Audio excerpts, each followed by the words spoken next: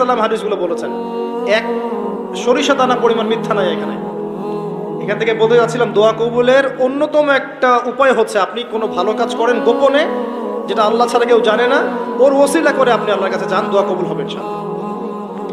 আরেকটা অপশন হচ্ছে আল্লাহ পাকের যে নাম এবং সিফতগুলো আছে এগুলোকে ওসিলা করে দোয়া করা।